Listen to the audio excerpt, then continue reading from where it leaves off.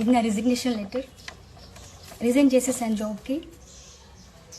So నా రిజిగ్నేషన్కి సంబంధించినటువంటి reasons ఏవైతే ఉన్నాయో ప్రతిదీ కూడా నేను షేర్ చేసుకోవాలనుకుంటున్నాను. ఎందుకంటే ప్రతిదీ మీతో నేను షేర్ చేసుకుంటాను. ఆ విషయం మీకు బాగా తెలుసు.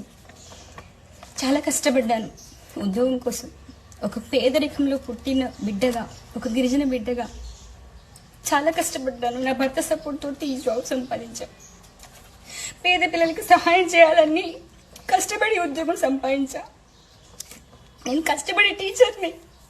ఎప్పుడు కూడా క్లాస్ రూమ్లో నేను అసలు ఎప్పుడు కూడా ఫోన్ యూజ్ చేయలేదు, మిస్యూజ్ చేయలేదు.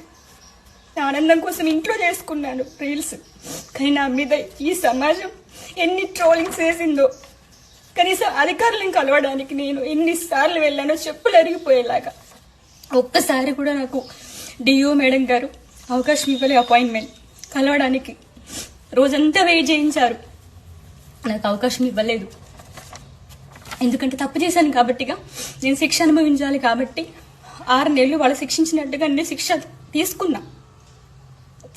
తీసుకున్నా.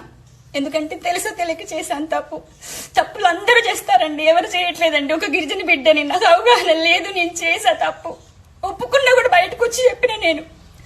అయినా కూడా పెద్ద పెద్ద తప్పులు చేసిన వాళ్ళందరినీ కూడా తొందరగా జాబ్లో తీసుకున్నారు.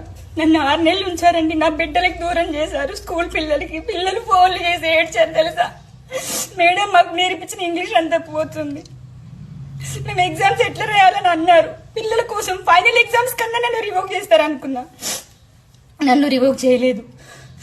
ఆ మేడం గారు నన్ను తిట్టారు. ఆ రోజు వెయిట్ చేసా ఆమె కోసము. ఈవినింగ్ 7:30 వరకు కూడా ఉన్నా నేను. కలిసి వెళ్దాం ఎట్లా చేసన్నా అని.